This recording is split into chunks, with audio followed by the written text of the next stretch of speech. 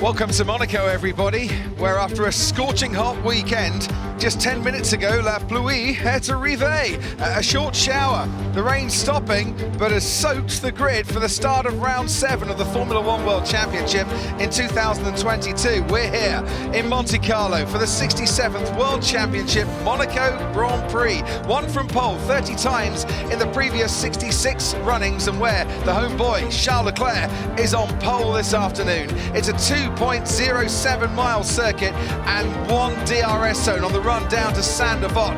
Very wet on that part of the track as it stands at the moment. 19 turns in all. There's some of the most famous corners on the Formula One calendar. This is the run up Beau Rivage as Pierre Gasly and Sebastian Vettel went wheel to wheel before heading left-handed through Massenet last year. This was the last overtake in last year's Grand Prix. Mick Schumacher on his teammate Nikita Mazepin going round the Lowe's hairpin, and then we enter the harbour side and onwards to complete yet another lap. And by the harbour side, here are the 3 tyre compounds for this weekend. It's the C5, C4, C3. It's the softest tyre compounds in the Pirelli range. The hard tyre could be the favoured tyre for the race. And here's the starting grid then for the 78 laps of the Monaco Grand Prix this afternoon. Right at the back, Zhou Guanyu in his first ever Monaco Grand Prix. Alongside him, Nicholas Latifi. Then Lance Stroll for Aston Martin and Pierre Gasly out in Q3 here for the first time ever. Alex Albon starts 16th with Mick Schumacher alongside him in 15th. And ahead, Daniel Ricciardo in 14th, where Olivier Panis won in the wet here in 1996. Kevin Magnussen starts 13th for Haas. Valtteri Bottas has missed out on Q3 for the second time since the start of 2017 alongside Yuki Tsunoda today. Esteban Ocon is 10th, and then 3 world champions all in a row. Sebastian Vettel 9th, Lewis Hamilton starts 8th, Fernando Alonso starts 7th. 7 Monaco Grand Prix wins between the 3. George Russell, the lead Mercedes, in 6th alongside his mate Lando Norris on the 3rd row of the grid. And then comes Max Verstappen, the championship leader, alongside his Red Bull teammate Sergio Perez. First top 6 start for him. Carlos Sainz, a 3rd career front row, starts 2nd. And it's Charles Leclerc for the 2nd year in a row here on pole position. But the start procedure has been suspended. We've got a change in climatic conditions. It has been a scorching weekend so far, but the rain has arrived. Now, it might just be blowing over a little bit, which will be good news for all those on the sun deck on the yachts, and probably good news for the drivers, because as they look towards the first corner, Martin Brundle, that track has got very damp indeed. We have a missive from race control. They say they were monitoring a severe downpour that was rapidly approaching the circuit, and as it arrived during the start procedure, the safety car start and its associated procedures were implemented. This was done for safety reasons, in consideration that there had been no wet running this weekend. And Anthony Noakes, the final corner, it does look like the rain is getting heavier once again. Heavy rain now, and a lot of water generally. Copy. I would imagine all the drivers out there now and team bosses like Christian Horner are hoping for a rolling start in terms of, you know, that's what they want because there's less chance of damage or a shock. Red flag has been thrown. In hindsight, with these conditions, it's highly possible we would have had a red flag had we have started racing. And, yeah, we're sat right underneath that big red splodge at the moment. With Ted Kravitz sheltering from the elements. Where do you find yourself, Ted, when the rain comes down? Unsuccessfully sheltering from the elephant. So the cars back out onto the track then for the first time in 45 minutes. That is Nicholas Latifi down at the Lowe's hairpin. Gate on, the car just didn't turn. I just crashed into the hairpin. And hitting the barriers as well, Lance Stroll in the Aston Martin through Massenet. There's so much risk for everybody, and a one tiny snatch of the brake or over-enthusiastic press of the throttle, and you're in trouble. Right, here we go then, folks. Bert Mylander's come into the pits. Charles Leclerc backing up the pack. Green flag, track clear. We are going to get going in Monaco. An hour and 9 minutes. We've waited to see some proper action on the track, and it is coming our way. 77-lap race. It is the homeboy, Charles Leclerc, on pole position. Rolling start, leads them down the straight, and even as he tries to carefully apply the throttle, the back end stepping out on him. Into Saint-Devote we go. Leclerc then leads from from Carlos Sainz, his Ferrari teammate. After the Ferraris come the Red Bull pair of Sergio Perez and Max Verstappen. Lando Norris a little bit further back. Lewis Hamilton lost in the mist. We couldn't see him, but he's right there. George Russell right there, ahead of Alonso, Hamilton, Vettel and Ocon.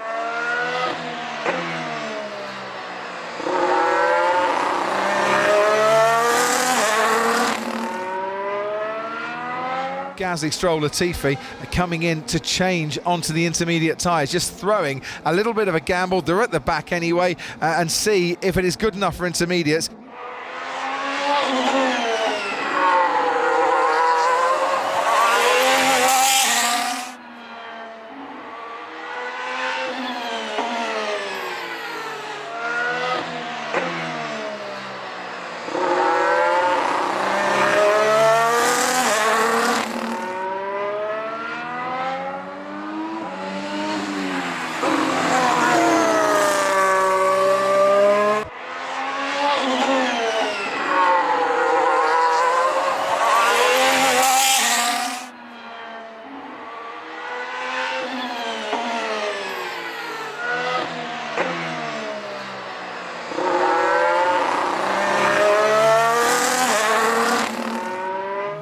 Chance up the inside of Mirabeau if he gets good drive off Casino Square. He's going for it, Martin. He's going down the inside of the Alfa Romeo. Pierre Gasly has been rather frustrated for a while, but now suddenly he's released to try and catch Daniel Ricciardo instead.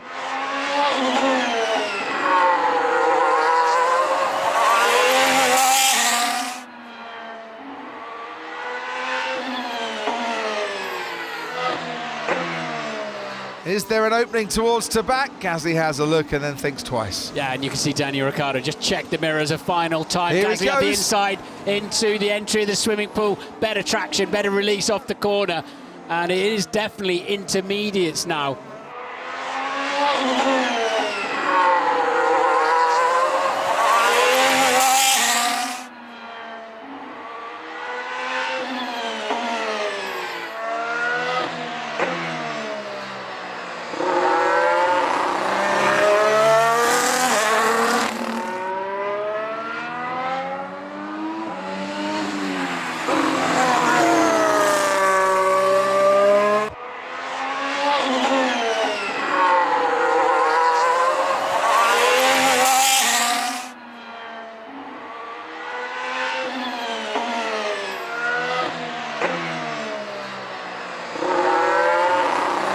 Sergio Perez, who pits from third place. We look to see the tyres that are going on. Esteban Ocon has Lewis Hamilton right behind him. So our race leader, Leclerc, pitting. His teammate Carlos Sainz staying out. Intermediate tyres going on the Ferrari. Perez is only 11 seconds behind Sainz now. Sainz has to now commit to going to full slicks.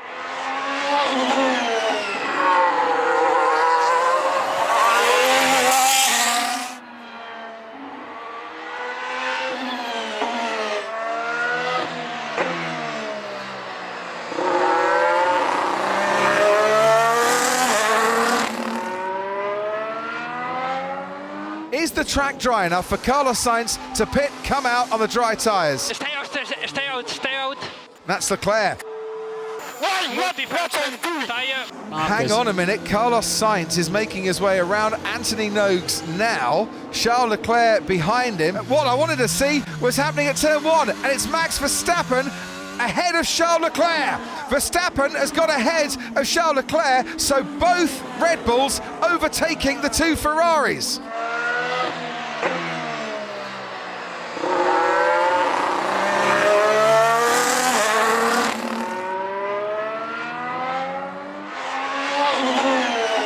Sergio Perez, your race leader, and Carlos Sainz, the man in second place. And the race leader compromises Sainz. What a save from Carlos Sainz that was! And that is the save of the season from Carlos Sainz.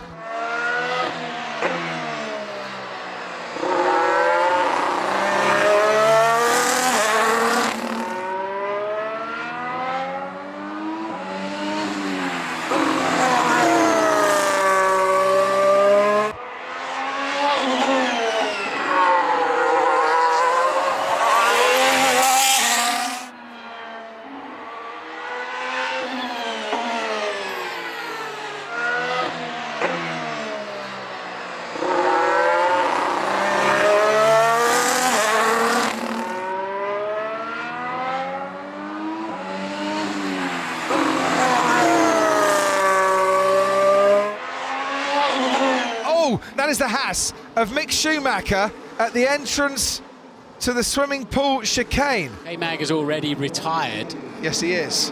Virtual safety car deployed straight away. Mick Schumacher has gone in That could well very be a red. hard indeed. Oh, it let go, hit the Armco, spun around a couple of times and then into the Tech Pro barrier.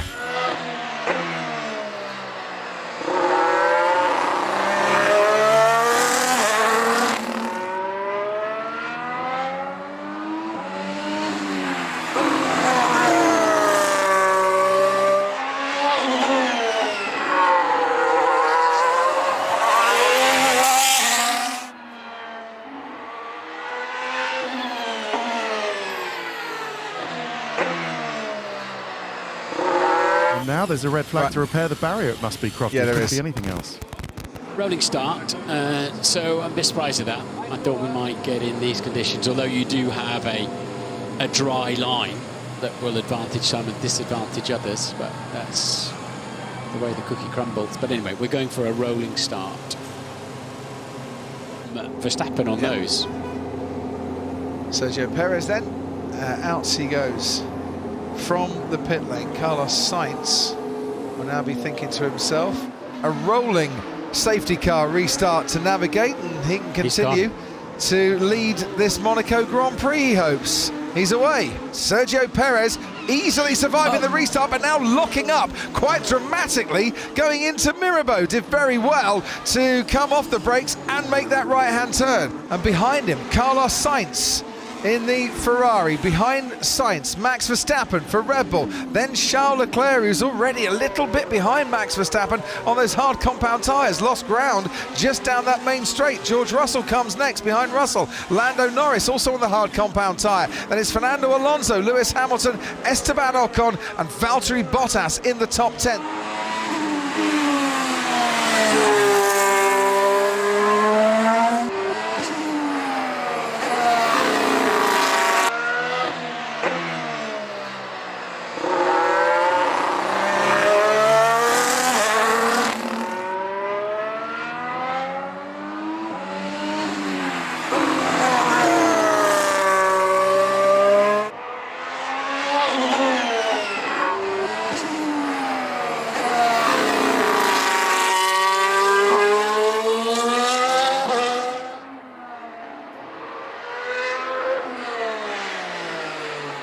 Zhou Guanyu behind Yuki Tsunoda. He's actually going for the move, but going straight on.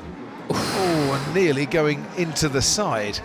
That's another fabulous save. Sainz has got to just put supreme pressure on and hope that he can force Perez into braking too late, basically, and leaning on those front tyres when they won't give him enough mechanical grip.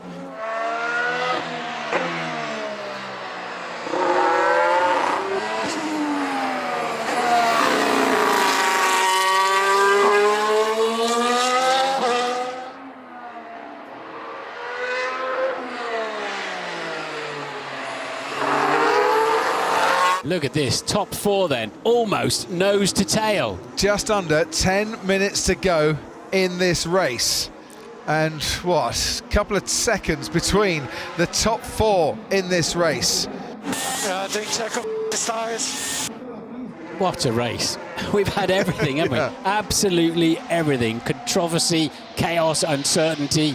And now Sergio Perez, who started in the top 6 here in Monaco for the first time ever, who has led a race in Monaco for the first time ever, who suffered disappointment in Barcelona last time out, and who has rebounded in some style to take his 3rd victory in Formula One. It's Perez in the Principality. He wins the Monaco Grand Prix.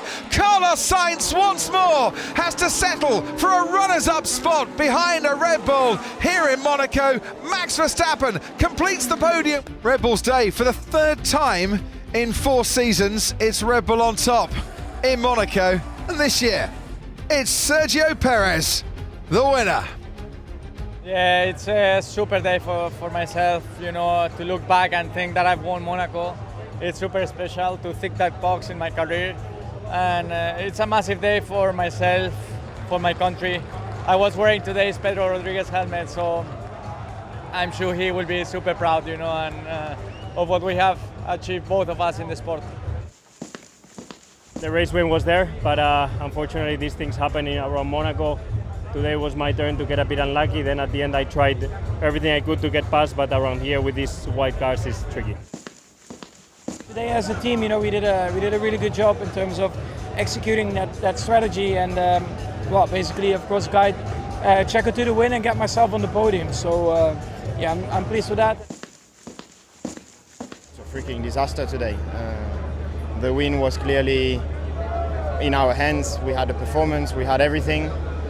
I just don't really understand the call that I've had, and I need explanations for now. I couldn't do much. I was called just before the last corner, so couldn't react or ask for any information. But that was clearly the wrong choice. So yeah, we need to get better.